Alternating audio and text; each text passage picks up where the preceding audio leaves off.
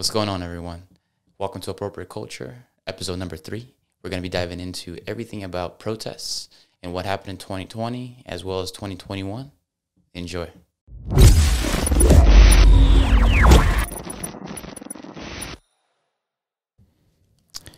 And we're live. All right. What's going on, my guy? It's good. Oh, just another day in the neighborhood. So this one's going to be an interesting one. Mm-hmm. Indeed. I think we touched up on the subject a few times over the last few episodes. Word, yeah. I mean, I feel like we touch of it pretty much every time we talk. Right. And so, very important episode.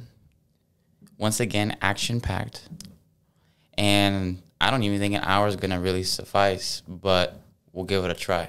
Yeah, I mean, I think we'll be able to scratch the surface at least, so. Yeah. I mean. So, anything you like to hit the ground running with? So yeah, just a little overview for the viewers.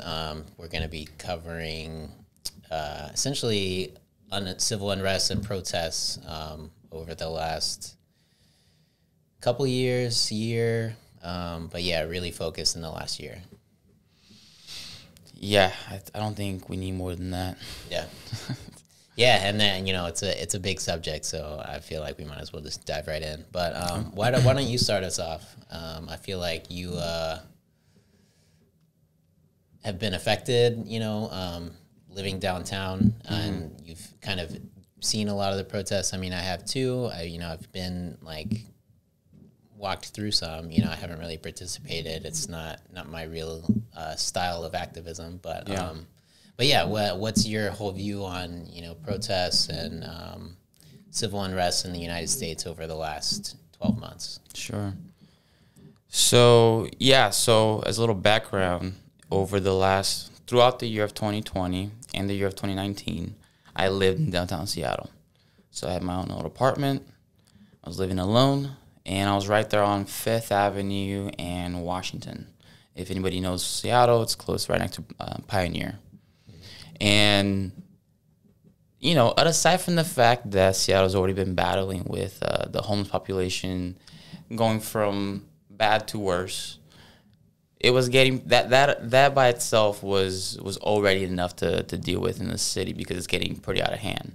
And it's getting pretty, how can I say, it's really taking the value down from what people are willing to put up with for the type of prices that Seattle's asking you to pay.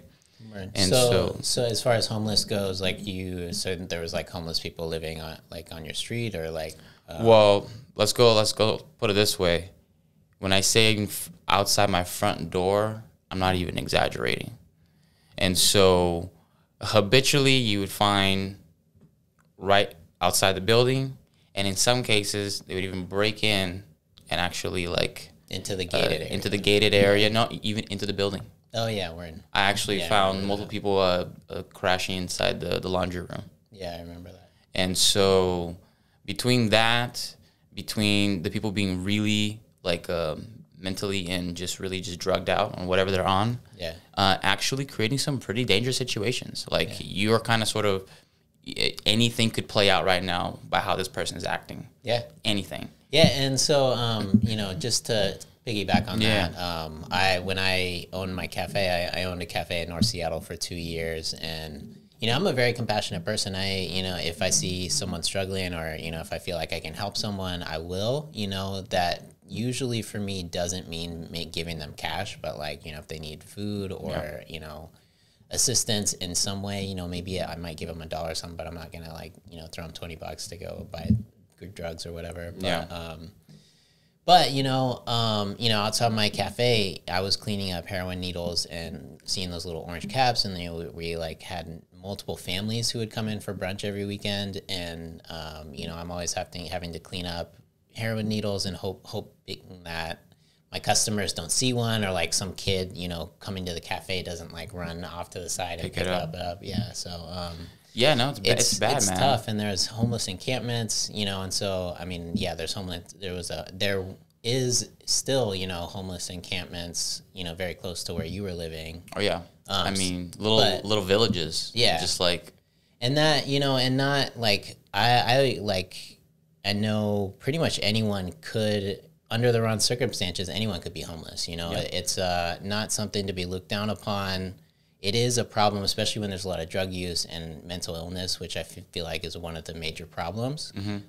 But this does give us a good background on kind of the state of things in Seattle, and like it is a very big contributing factor to civil unrest in the city. So that is really good. It's definitely a big part, meaning there's been plenty of people already trying to help the situation, help the cause. This is before 2020. Apparently during 2020, the number I heard was that across the nation, but especially some of the bigger cities like California, bigger states like California, Washington, New York, the population for homeless people went up to like 25-30% larger. Wow, yeah. During 2020. And I could actually, I could attest for that, meaning I physically saw that percentage with my own eyes, at least. Yeah. And I would probably argue, you know, I haven't seen the figures, but I would think that's probably been the trend for multiple years. I think 2020 was definitely added to that, but I've been seeing a huge increase in homeless people, you know, over the each year over the last like 5-10 years. Yeah. And so 2019, I had a few uncomfortable situations, but nothing that it was bad. You know, full grown man. It didn't put me in a position where I was like I needed to call the cops. It was just, you know, slightly uncomfortable. 2020 hit, and I've already mentioned it to you, but I experienced multiple attacks to me as an individual from both homeless people and regular individuals that were like not in the homeless category, working citizens. Where you had a physical confrontation. Physical confrontation, yeah. And both situations, I wanted nothing to do with it, meaning not only did I not start it, I didn't want to have any part in the situation. I won't go into too much depth. I guess the reason why I'm saying this is because I'm trying to set the tone as to how much violence I had already experienced firsthand 2020 by itself. Right. And it was it was so obvious, like how it got ramped up, meaning the interactions were just full of energy, ready to explode. And we can take some obvious reasons as to why. But then you top that off with 4 to 5 protests that are taking over the entire street as it comes in, with the whole 9 yards, the chants and the beating on the drums and the yelling and you know your typical stuff. And so I think it started right around March, right when the George Floyd incident happened. Yeah, when March, right? George Floyd was killed. Yes. And so at that point, I lived about 10-minute walk, 15-minute walk from Capitol Hill, which is where the autonomous zone was set up. Yeah, the CHOP. Yeah. And so I got front row seats from my apartment all the way from just even a few blocks up north. All the stuff that was going on in Seattle with the protests that were moving up and down and the people that were situated in the location. I was a little less in around that area. I think you probably have more to say about that. I know I'm kind of going on here for a while, but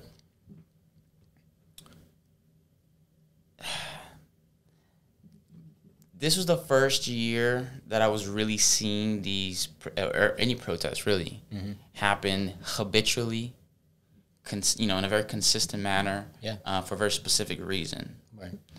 And so before that, it was always just sort of seeing videos, documentaries, features, people, talking about the situation and showcasing it.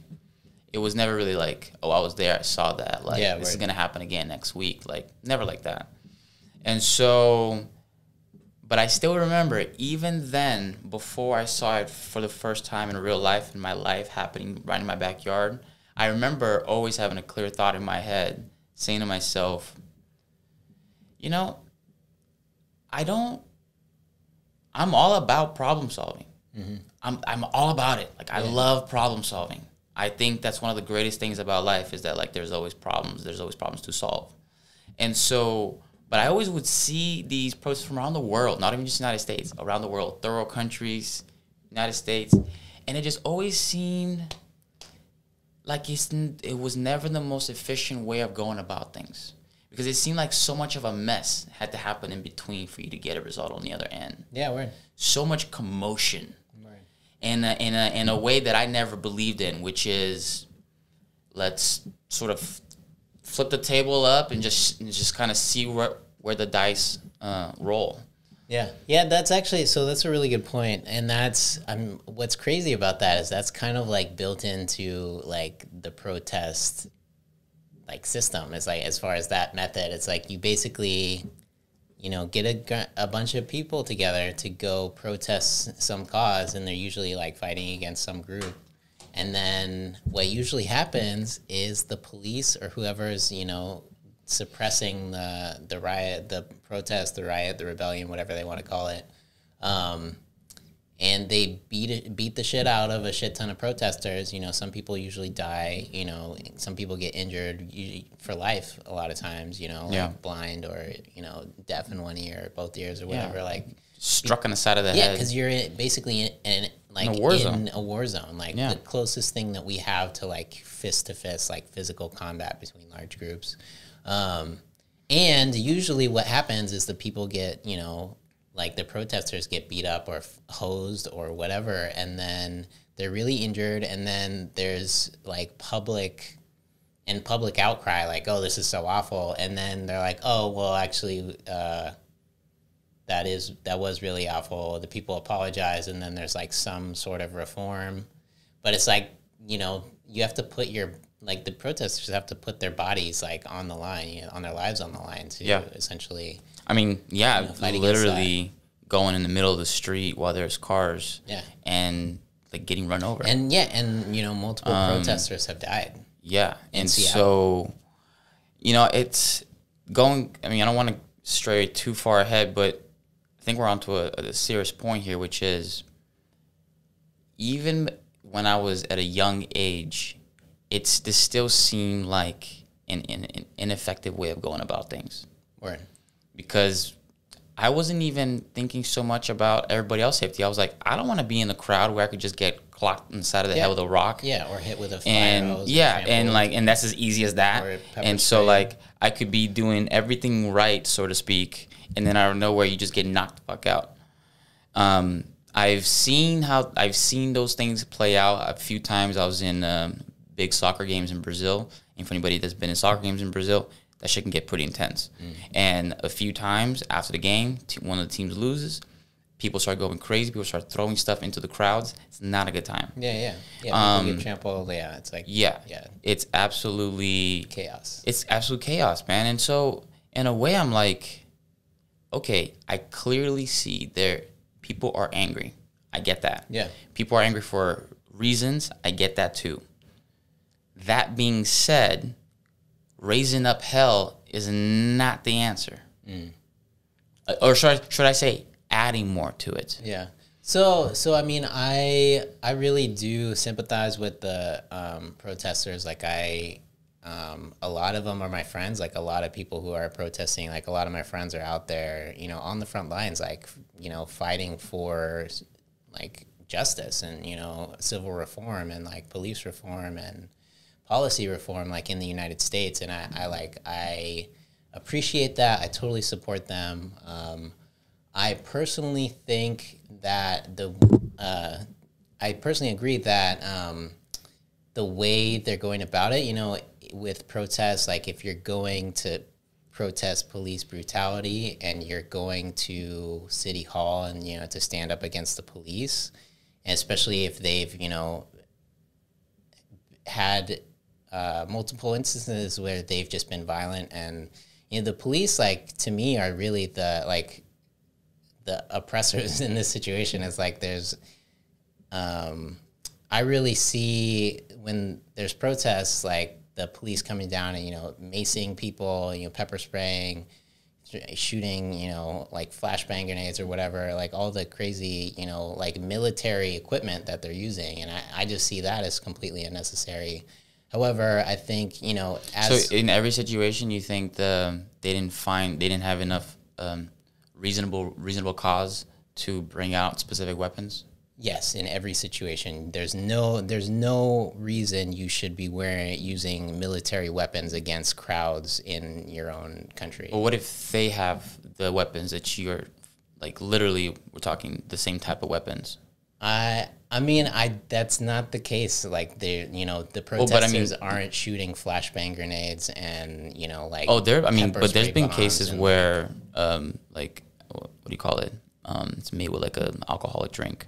A Molotov cocktail. Yeah, I mean, I mean, compared to the military like equipment that the police are using, like there's no justification for that. But you can imagine that as soon as you see one of those flying through, why would they not bring it out? Yeah, I mean, they should just have different means of suppressing, protests, or they should plan it better. Like there really doesn't need to be as much violence in the suppression of crowds. I mean, I just have to do a quick pushback because let's think about this for a second, right? And for the record, I would never willingly want to put myself in the line of fire between that going on. Yeah. I either for cops or for whatever protest is. Yeah, we're in. That as a whole, in my opinion, I think is just a bad idea. I mean, yeah, I do too. And I'll go into that. But let's just for a second try to dive into the situation like by creating it as close as possible. Let's just say you're the protester, I'm the cop. Okay. You're with your crowd of people, just how you are on your side, and I'm with my guys, chilling, all suited up, ready for combat. It seems like, for what I've experienced from all the different videos that I've been getting my hands on, it seems like for a while, the cops are just sort of like lined up and just sort of like, posted. Yeah. And the crowd sort of get a little bigger. It's a little more chaotic because there is no, they're not acting like the cops. And so you just basically see people kind of going crazy, a lot of yelling, a lot of flicking off, a lot of throwing some stuff here and there. Yeah. And it seems like that happens for like quite some time. That happens, I won't put a number on it, but at least 30 minutes to an hour, this sort of like energy gets ramped up more and more. Yeah. Hey, you pig, and this, and there's sort of that back and forth. And then at one point, it gets elevated so much, one or two or a few people do something like throw like a real, something to really hurt, and at that point, it provokes enough other cops to take care of that one situation or two situation, and now, boom, you got flares going up everywhere, and the fire is turning to a flat-out bonfire. Yeah. So in my and then you got to act quick as all this is happening. Yeah. Not knowing if somebody is trying to actually injure you or they want to knock you the fuck out, or if they're just trying to protect their friend. All those things you don't know, and they're all happening simultaneously, and you have to make decisions on the spot. And you might be right with your decision, as in you don't use your weapon or whatever, or you don't use your weapon, and boom, you get hit right after that. Yeah, see, I totally get what you're saying and like that argument. However, in pretty much all these cases, the police are so much better equipped with their equipment. Like, there's no way that the protesters are actually going to harm them. And usually the police or whoever's controlling the police forces are waiting for the crowd to do something that justifies them suppressing the crowd. So they're basically just waiting till someone throws a rock or gets violent. Mm-hmm. And, like, sometimes it might be someone staged in the crowd who's, like, supposed to incite violence, so the police are justified in, dispersing the crowd. I really feel like it's a game. Are you saying, like, these are, like government people? No, not the... I'm saying that the police enforcers are waiting for someone in the crowd to do something that justifies. Oh yeah, 100%. Yeah, so it's not that they're actually worried about their safety and like trying to protect themselves. They're basically waiting for justification to go in and beat the shit out of people. I would say that's definitely correct, but I would also have to wager that knowing when things are starting to get extra heated, because that's what you do for line of work that you're in, counts into the effect that you're like, yo, we need that. Your job is to take care of situations that are heated. And so by default, you're already pretty good than the average person of reading the situation and being like, this could pop off any second right now. Yeah. Yeah. And so I think to come back around to your earlier point, just the situation to begin with, where there's a crowd of angry protesters and a crowd of police officers who are getting, you know, it's like at those protesters, the vast majority of at those protests, the vast majority of the interactions between the cops and the protesters are very nasty. It's like the protesters are like, fuck you, pig, like, you know, die, like, you know, like basically telling the pig, there's scum of the earth. Some of the earth, you need to stop existing, which is just a stupid way to try to, you know, like win someone over to your cause. It's just, it's an ineffective. That wouldn't make you want to hug them? So, you know, like really to go back to it, it is a flawed system to begin with. It's like, you're not going to change someone's mind by going out and yelling at them and telling them how much of a piece of shit they are. Right. You know, on either side. So, but I do, as far as protests go, I do really admire the fact that there's groups of people getting together with a common intention. I think the main problem is they don't have a very clear intention about what they're trying to accomplish. I wanted to touch on. Yeah, it's basically, we're upset about this problem and we're going to go voice our anger about this problem, which is basically just creating more anger and frustration. You know, you go out, you're super angry, you're yelling at the cops, and then they beat the shit out of you, and, you know, you go home, and then you're going to come back tomorrow to do it again. Even more pissed. Assuming you're not injured. Yeah, it's not, you know, maybe like there'll be enough confrontations where enough people get injured or die, where, you know, the city council or whoever like is like, oh, we have to reform things. But, you know, that's a very ineffective way of going about it. If you get those same like 60,000, 20,000, however many protesters all focus towards the same goal and like say, hey, we're going to change, you know, the laws so that, you know, this law is repealed and this law replaces it. Like, come with a solution. Like, don't say, oh, we're going to go fight oppression and then go fight oppression. Like, you're not going to actually solve anything. You need to go with a very specific intention. We're going to get either this changed, or we're going to do something. We're going to get justice for Breonna Taylor. We're going to, you know, like, make sure that the cops get arrested.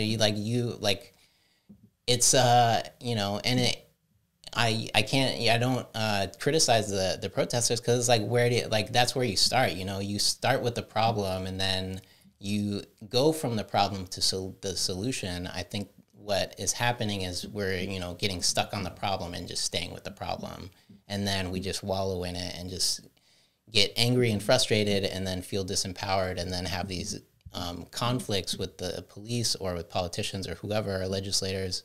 And, you know, it's like 90% of the energy is wasted. You know, it's just not an effective way about it's not an effective way in going about creating a solution.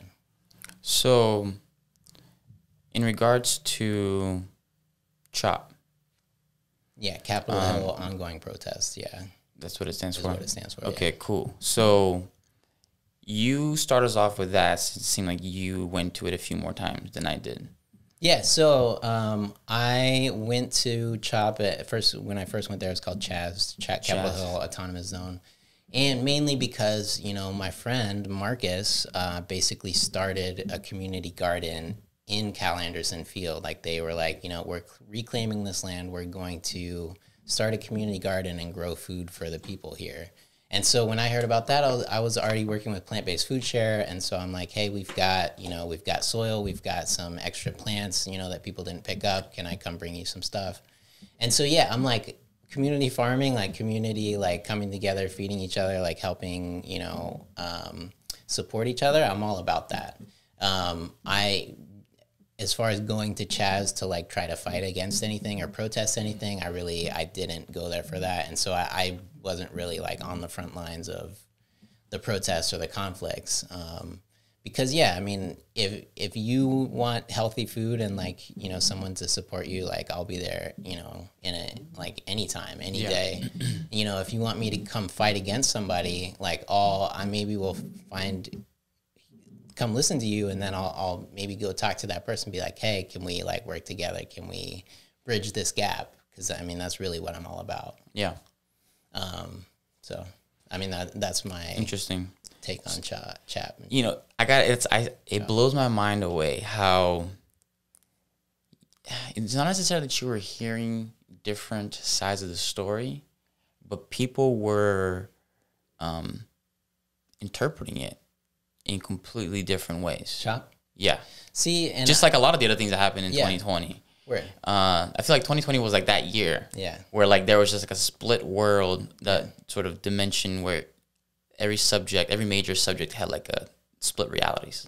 Yeah, multiple sides. And then as far as Chop goes, on like it being different things, it's like my breakdown of Chop, or my understanding of Chop, is it was a really cool idea, but you know, you're trying to create this society where, you know, if everyone's coming at it from a point of like having, you know, stability, and like we all have, you know, resources to support ourselves, and then we're going to come together and, you know, and create a community, that's one thing. But like it was in the middle of protests, you know, there's a huge, you know, homeless population in Seattle, a lot of whom are, you know, have mental challenges, or basically are mentally unstable. Disabilities, yeah. And so if you have multiple people who are mentally unstable, and then you've got protests, and you've got, you know, people coming in to, you know, pretend like it's a fair, and like take photos, like play tourist, and you know, I'm at Chop, I'm in the protest, like you know, kids from the suburbs just coming to hang out, like it's, you know, folk I saw life. that too. Yeah, you know, so it's like it really from the beginning. Plus, you literally have the entire world focused on it. Like, there's no way Chop could have survived. Like, oh yeah, like Seattle was the butt of the joke. Yeah, that, you know, that whole 3 weeks. I had multiple friends, you know, reach out to me, be like, "Yo, if that had happened in Atlanta, that had happened in DC, that had happened in my city, the cops would have squashed that immediately. Like, you know, even if people would have died, like." That wouldn't have happened in majority of cities. And so, yeah, we have but I mean, the protests here were bigger than most cities. It's like we have a very liberal population, and people who are like, I mean, if you even going back to like 20 years, like we had those huge like WTO protests when I was in elementary school, and that like made global news essentially. So yeah, it's like we have a history of protesting in Seattle, and like people are quite very active. Yeah, and you know, on the like activist life. The Seattle PD like has a history of, you know, brutality and problems with citizens, but like I feel like as far as the nation goes, like we have a lot of tolerance, and like a lot of things that, you know, a lot of unique situations in Seattle that just wouldn't fly in most other cities. Yeah, I agree. I went there one time. I was hearing about it for a week and a half, 2 weeks, until I decided to finally go up there. I mean, I literally didn't go most of the times because I was well aware that there was a slight chance I'm walking into some sort of heat on the streets, because it was just everywhere. Yeah.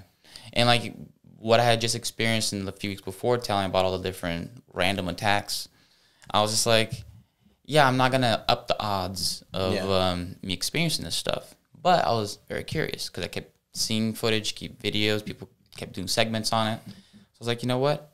15-minute walk, I'm going to check it out. Yeah, I was with a friend.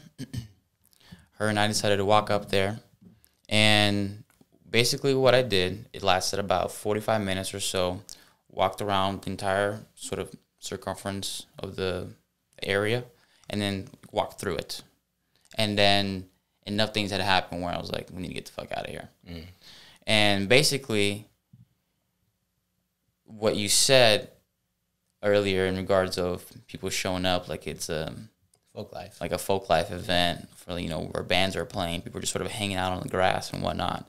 It had that vibe of like sort of this rundown music show where it was just sort of like Not really anything specifically going on, just sort of people everywhere, just coming from every direction. There's a couple different things set up, like tents and like a small stage that I saw. And I guess there was some live music happening there from time to time. But across the board, I saw a huge amount of polluting. The tagging was just absolutely all over the place. Graffiti. The graffiti was just absolutely everywhere. And Capitol Hill was already bad. That's a statement to be able to make that place look worse than where it already was. Capitol Hill has been that place that's been tagged out in many areas, especially that area. And so to make that place look like it got shown up, you really had to do some damage.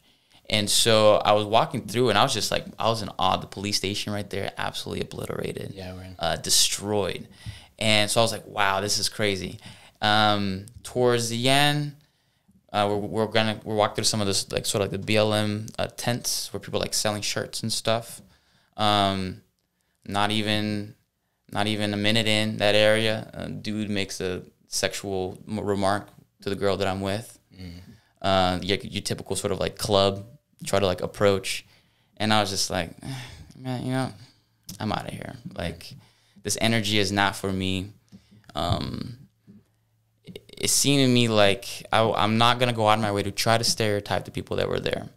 But it seemed that across the board, it was the type of people I wouldn't go out of my way to spend time with to begin with, because of the nature of how it was just. A bunch of people were reporting their stuff getting stolen. Yeah, I heard that a lot too. You know, so it's a typical scenario where what's funny is this. I'm in the music industry. Okay. I play shows. I've been playing shows for several years. I've been to many events where it was this sort of location that everybody just sort of took a shit on it. You know what I mean? Yeah, zero respect. Festival, yeah. Zero respect for the land. Trash is right here. They throw it on the ground, tagging on the walls. Some person is having an argument with somebody they don't even know, but they're both fucked up. It's sort of like that environment. And I hadn't been to a show in like over a year because of 2020. And I walked up and I looked at the girl I was with, and I was like, what is going on? Yeah. I was like, if this is a taste of the free world, I don't want a part of this. Yeah. I enjoy a little bit of order in my life. Yeah.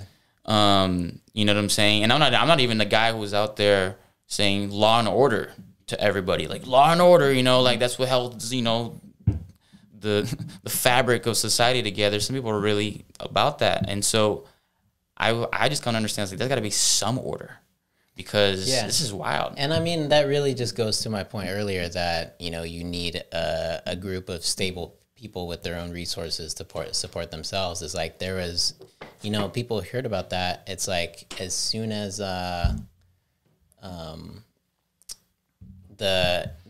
as soon as it popped up, basically there was a number of like vultures, essentially people who come in just to take advantage of the situation, try to, you know, steal stuff from people, you know, like because there's a lot of unscrupulous people in the world, you know, especially like now that it really is hard economic times for people who were struggling before and now just totally out on the streets, like they're, you know, and also with the, you know, crazy drug problems. It's like in order for something like that to survive and thrive, it would have to be you'd have to have people that are at least at like a neutral level, you know, someone who doesn't need a ton of help just to be like a functioning person. Sure. So, so yeah, I mean, it's like it really was doomed to begin with. But here's the funny part. You just like how you said your friend said, oh, that wouldn't last even 24 hours here type of thing, that autonomous zone. Well, the only reason that went on for as long as it did was because the leadership in our state allowed it to go. So there was a number of factors, yeah. So here, I mean, there's always a number of factors. Here's the factor that after assessing all of it, I'm like, yeah, I know how this works, and here's how I think it played out. What's her name? Not the governor. The mayor? The mayor. Jenny Durkin? Yeah. basically wanted to have a big FU to Trump the whole time, where he said, "We'll go in there and we'll clean it up for you guys. Just tell us, just give us the go." So I think that was more Inslee. No, I watched the interview. It's the blonde, brown hair lady, a little older. Yeah, Jenny Durkin. Yeah. So that's the person I'm referring to. I watched the actual interview, and so I'm just once again not being able to tell her name correctly. So aside from that, I watched it. It was this smirk. Basically, the whole thing was Trump came forward saying, "Just give us the yes. We'll come and we'll clean it up right now." That was the tweet energy, okay, that he put it out to Washington leaders, her and the governor. Yeah, Inslee. And like every other progressive city that has received a message from Trump, they basically looked at it as a huge FU from them. And they basically wanted to return a big FU back by saying, "Thank you, but no thank you. We got it." And basically, she not only said that with that whole sort of attitude, but then also had like a smile on her face and literally said the words, "Maybe we'll just have a summer of love," and sort of chuckled it off as like a clever answer to the situation that was happening. And I was like, okay, I see that the leaders in this state really are taking it seriously. Fast forward 2 weeks, a lot of these protesters started showing up in the neighborhoods of a lot of these elected officials' neighborhoods where they lived outside of Seattle. Yeah. And they showed up in her neighborhood. Next day, they were cleared out. Word. To me, the timing of that is way too good. Way too good. And at the end of the day, it's obvious to me that the substantial amount, I won't say Democratic leaders, but I'll say a lot of the leaders in general are pandering to this type of behavior until it shows up into their own backyard. And then only they decide, okay, we need to take care of the situation because now it's showing up in my own backyard. And it's that typical behavior where it is weak, it has spineless action, and you only do something because your back's up against the wall now. Word. Yeah. And so that type of behavior not only is going to expose you for the type of leader you actually are, but it makes you and the whole state look pretty fucking dumb because we let this shit go on for 2.5 weeks, and then you could have just cleaned it up. They did it in 2 hours. Yeah, word. Well, 2 hours. I mean, 2 hours.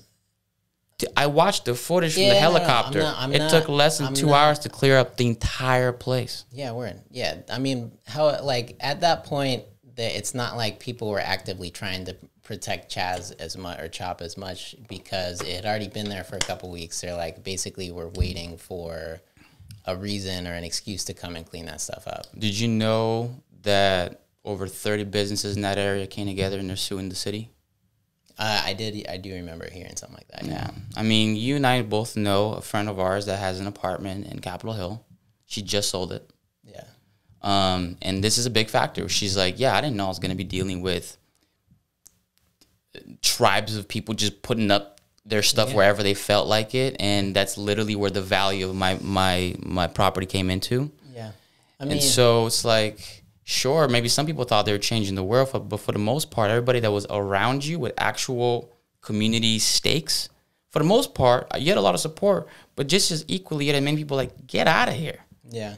Yeah, but I mean, so the thing is, it's like there's a huge homeless population in Seattle, there's in the surrounding areas, and there's not solutions. Like there's a shit ton of apartments empty. Like there's all types of resources that could be used to build homes for people or like to help people, and it's just instead used to like go and destroy the homeless camps and like kick people out and like, but there's nowhere for them to go. And this is goes to the point of the protests in the beginning. It's like the reason that these protests are happening is because people are just fed up with being abused and mistreated and really, I mean, it goes back to George Floyd being murdered and Breonna Taylor being murdered in her house, and Elijah Martin. I mean, that story like breaks my heart. This sweet little vegan kid is like walking home from school and like he has a hoodie on because it's cold, and then the police like come and like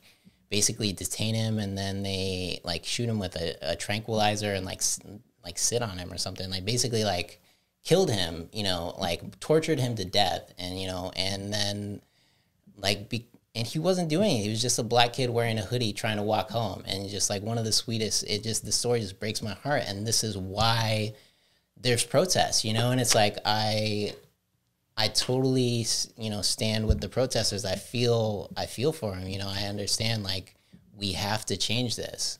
The thing is, I don't necessarily think it's being affected the way that it's being carried out, but it, you know, it is a major problem, like police brutality and, you know, people being killed by the police and the police just getting away with it. It's not acceptable, you know, and people are just fed up. And so yeah, I mean, to the point of the protest, it's like there's real problems that, you know, we need to find solutions for. And I really want these groups, you know, like people who are upset to come together and figure out like, hey, like what do we want to accomplish with this?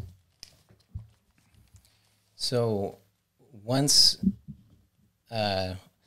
we can organize our minds and like figure out where we're going, then I think we'll be a lot more effective with our activism, you know. And I don't think physical protests are really going to be that much more that effective moving forward. You know, we really need to reach people. And with social media and the internet, we have so many more tools now. Like I know there are more effective ways to protest or to, you know, champion your cause.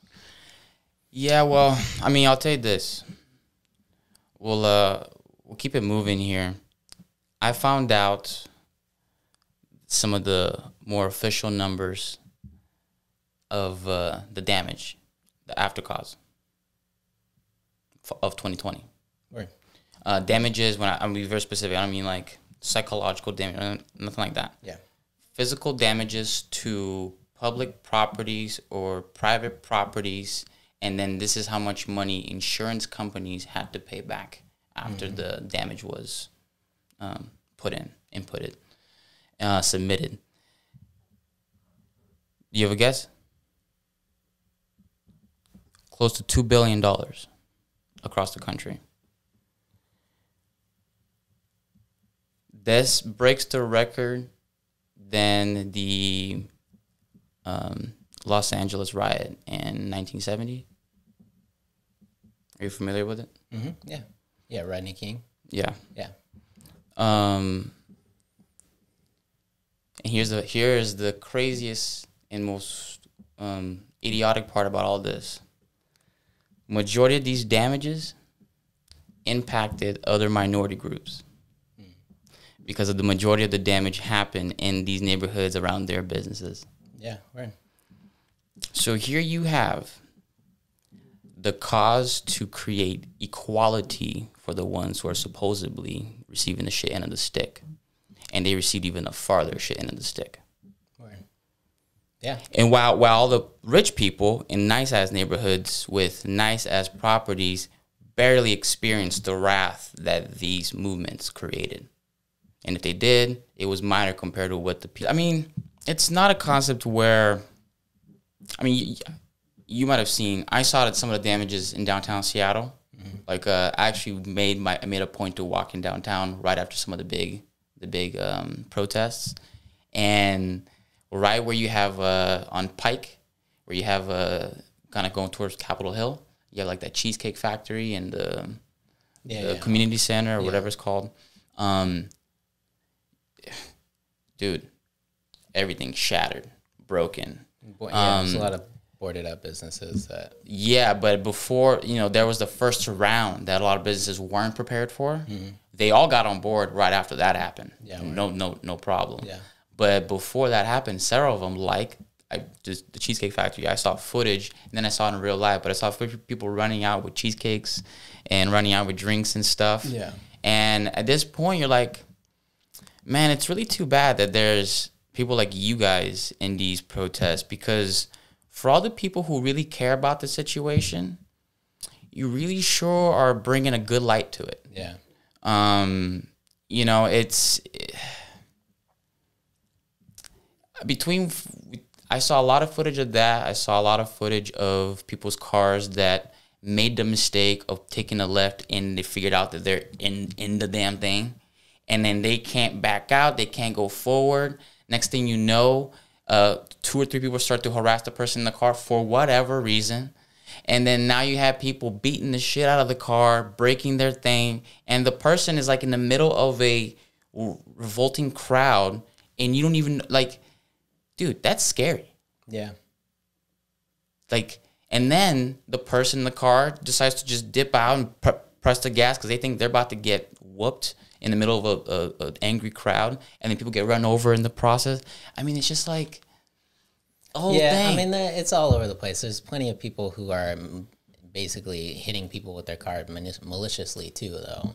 But I mean, really, all of this goes to the point that, you know, protesting is not really an effective way to elicit change, especially if you're damaging, you know, minority-owned businesses in your own neighborhood. Like, that really is like not. It's just not smart. It's not a good way. You know, it's not helpful to your community or yourself. But, you know, as far as the damages go, like, people, you know, would argue that human life is priceless. Like, it doesn't matter, you know, if there's a like property damage, the fact that someone was murdered and, you know, is that like just and their killers got away with it to a lot of people. So you're going to destroy stuff? I mean, I'm not saying that is no, that's a what I'm. That's what I'm saying. Yeah, I'm saying. So that's a justification. Is somebody dies, so let's go burn some stuff down. It's got nothing to do with the person who killed him. Makes. If you're gonna go burn down the cop's house, makes no sense. If you're gonna go burn down the cop's house, I could say I saw why you did that. But you going around burning Chow Ming's corner street, and dude has zero to do with how you feel about whatever. Yeah. And that's the point, is that, like, I understand the circumstances we're trying to paint, but let's talk about the actual reality of what happened. Right. What happened was destruction left and right. People that were not part of the actual protest got harassed the fuck out of if they made the mistake of walking through or being in the place and they were walking through. Yeah, or just, I saw, like, some videos of people, like, cheering the protesters on and then getting rocks thrown through their windows, like, you know, and they're like, we're on your side, you know, but it's chaos. It's not an effective way to elicit change, I think. And coming from two people who understand the concept of energy. Right. You are willingly walking into a blob of energy that is all over the place. Yeah. All over the place. And I'm not just talking about BLM. I'm talking about any large crowd in general. Yeah, that's a very volatile situation that is easily manipulated. It takes literally 2 or 3 people to come into a crowd. It could be 60,000 people. You get a car full, 2 to 5 people come in, you know, with a few rocks, with a few things. Like, we're gonna, you know, basically attack the police, you know, right in the front line so that the police fight back, and, like, you know, or we're going to attack protesters. Like, there's, you know, people coming in. And that's why with today's environment, with there's so many intentions, so many different groups, so many like really agendas out there, that it's just not an effective way to you know, reach someone. It's like, if you're trying to change someone's mind, getting a huge crowd that, you know, ends up being violent and, like, destroying a ton of stuff is not gonna win someone just like, oh, I really like those guys, they just, you know, destroyed my city, like, or they destroyed my business or my building, like, I'm gonna go join their cause. Like, it, you know, I get it. I get why you're upset and why you want to protest, and you know, you want things to change, but it's an ineffective way of going about things. Yeah.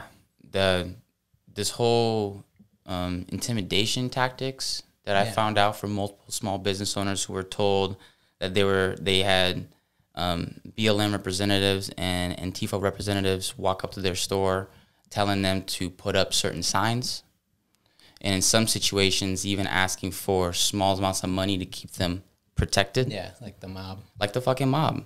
And, you know, it's, when you look at the message, you're like, fantastic, equality, fix things, make everything better. That sounds great. We all like that idea. Yeah. But when you look past what is being said and you know, look under the curtain, I'm like, this is looking a little sketchy how you guys are going about it. Yeah. I mean, and I think that really is because people don't necessarily have a sense of purpose in their life to begin with. It's like, you know, they're upset, but if you really know who you are, why you're here on this planet, like what you're contributing to, you know, to others and to your time here, to your experience, to like the overall planetary experience, then you're going to get swept up in riots or protests, or, you know, like you're going to go along with the crowd. I think, you know, what people really need to do is go inside and figure things out for themselves. And, you know, if they're upset about something, figure out an effective way to like voice that anger. You know, it's like if you're going to write legislators, you know, if 60,000 people wrote, you know, emails and letters every day, the same message. Yeah. To, like, you know, to a governor, or a mayor or something, it's like, you have to respond to that, you know, and it's like in today's information age, that's the more effective way about going about it. I agree. 100% agree. So we should talk about the Capitol riots and what, you know, happened, and how the stark contrast between, like, you know, BLM protests where the cops are basically just waiting till the crowd gets violent, and then they go and beat the shit out of everyone, pepper spray everyone, including like kids and, you know, old people, and like knocking over old people, like, you know, breaking bones and shit. And then you have the Capitol riots where, you know, a group of people is just allowed to waltz into the Capitol building in the like most heavily guarded, you know, the number one military in the world. Like, we spend so much on military, it's ridiculous. It's embarrassing. It's too much. Yeah, ridiculous. It's like 100 times too much. Like, we spent all that money trying to like help other people, like feed people. We wouldn't need a military. But anyway, the fact that, you know, a group just walked into the Capitol in, you know, the number one, like, most heavily guarded nation in the world is like, it's ridiculous. Either, you know, it was set up and they were allowed to go in there, it's for whatever reason, or it's just like, I mean, like, how was there, like, how were the protesters not met with violence? Why didn't they get their heads cracked? Why didn't they get pepper sprayed? Like, you know, like, trying to get into the Capitol, you know, it's like, I guess that some of that stuff happened later, but, you know, a BLM protest tries to storm the Capitol, like, all those guys are arrested, like, they're all getting their heads cracked open with, you know, with batons, and like, it's a lot of people are outraged that there's such a contrast between, you know, black protesters or protesters championing black rights or, you know, minority rights, and these like militia people or whoever who like went and stormed the Capitol and were just allowed to just like take over the building. It's ridiculous that there's such a contrast, and people are just like, wow, our nation is clearly just racist, and like the inequality is, you know, so apparent. Whoever was running that day in security, you fucked up. Whoever's the head of security for that event and that location, you fucked up. You think it was like they messed up, or what? You don't think it was planned? No, apparently what I've heard, some of the information that's not getting reported, was that I heard that they actually asked for the backup. They asked for the additional troops. And one of the people that was in the line of decision making just turned it over and like, no, not necessary. Yeah. And that's the part where I find it just incredibly sketchy. I'm like I said before to you, I said, we spend trillions of dollars on military infrastructure. We knew this day was going to be crazy packed with everybody trying to figure out what the verdict is, regardless if people already thought the president was already chosen or not. And so this was an action-packed day before it even happened.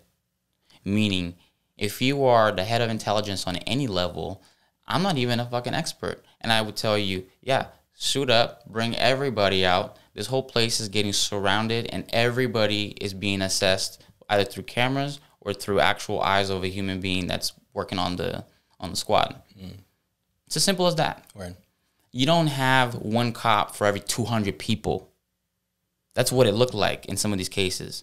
It was like 100 people for every one cop. So like, how did how was there no, like, the police just, like, let them go? Like, there's no, like, they didn't see. Like, All I no saw, violence. I saw footages of. Great, I saw this one footage where it's this one lone cop, and he's just slowly but surely getting pushed back into the building, and he's just sort of he's now onto the stairs, and there's obviously a crowd walking up, and one guy walking on the crowd kind of keeps going at him and keeps trying to like sort of like swing at him and grab his stuff, and the cop just keeps like retrieving, and he's just going up the stairs like by himself. He's just literally retrieving every 2 seconds, and he's just going up the stairs, and they're just pushing him right along. And I'm watching this, and I'm like, this is embarrassing. Like, there's no way this country actually defends themselves like this in important situations. Yeah. So what? Like, how? Like, why? How? That's what I'm saying. So I said there's two options here. You either have to go down the line of the whole conspiracy thing, which is like someone literally received orders to bring, and then they overruled it and be like, no, don't send them out. Even that, I find it like, even if somebody were to pull that, somebody else could easily catch on to that, right, and be like, yo, no, like, we need to take care of the situation. Yeah. Or is what you said, which is cops are just sort of like, oh, here you go. You like Trump? I like Trump. Here you go. That's the second option. At this point, I don't know what to say. I can say this. I do not subscribe to the idea that everybody's saying where, if this would have been BLM, everybody would have shot in the head, sniped out, not even walked in the first step. I don't buy that. I don't buy that at all. They would have gotten their asses beat. I don't buy that at all. You know why? Because federal buildings and government buildings have been getting hijacked and just obliterated as they see fit all year long. So for that to happen, I'd be like, yeah, that's the cherry on the cake for 2020. And so I don't think they ought to have been taken out on the spots like animals. I don't think that at all. I think it's very convenient in a sense where we look at this situation, we're like, you know, we've been seeing this all year long, so it's not like this is coming out of the blue. Whether if it's BLM, Trump supporters, it's a protest. And they all have come charged. Every protest has come very charged, no matter what they're fighting for. So in a sense, I'm like, why are you guys even taking a chance? Bring out the squad. And so I don't know, man. It's yeah. I mean, I think it's clear that things just don't really add up. Like, it doesn't. Something weird. There's something weird, and it might be a little bit of both. Yeah. You know, but there's so many.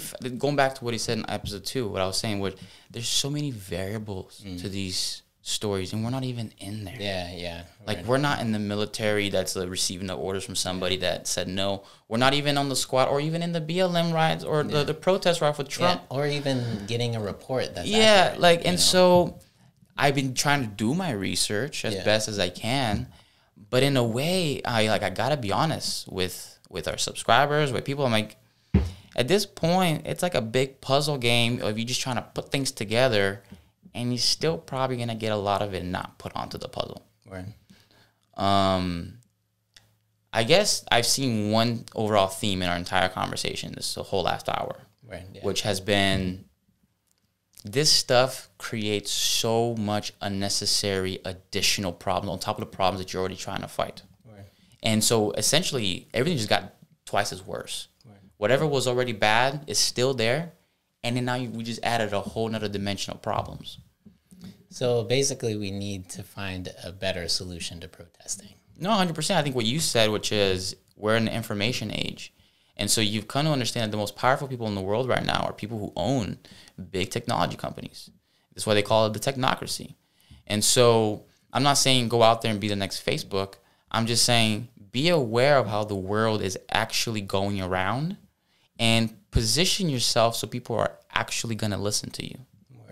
Yeah, and that actually, so to that point, I mean, in those terms, like, major influencers who have large social media followings, or basically who like have large podcast followings or reach a lot of people with their words or their information, those are probably the people who are really have the power to affect change, because they can influence mass groups of people essentially instantly, and 100%. that's a new paradigm. That's a new thing. You can like, I mean, it's, look at Trump with Twitter. You know, it's like he tweets something, and then, you know, thousands of people are like, you know, oh, we're taking this new drug now or something. You know, it's like, it's crazy. It's like, and it's powerful. It's like, it's a very, you know, it creates opportunities to really, you know, cause destruction, or, you know, really help, or really, you know, influence the world positively. So it should come with a lot of responsibility, I think, is what I'm trying to say. No, I agree, man. And I know we didn't hit a lot of things. That's how many protests and situations we could have. We didn't even go international. Yeah, I had a bunch of international stuff that I was going to go into. I mean, like I said at the beginning, like, if we can scratch the surface, which I think is what we barely did. Yeah. And so this is probably going to be multiple episodes that we'll be coming back to these. I totally agree. Yeah. So fantastic. Great episode. Yeah, you too. Love you, bro. And I love you, man. And we'll see you guys next week for the next episode. Yeah. Thanks for joining us. Take it easy, guys. Peace. Thanks for watching this episode from Appropriate Culture. If you want to watch other episodes, make sure to make your way to appropriateculture.com. You can also hang out with us in other social media platforms. They're all in the link in the description. And aside from that, if you want to listen to the podcast on other platforms like Audible, Spotify, any of those, you can also find us there as well. Link in the description. Take it easy, guys. Have a good day.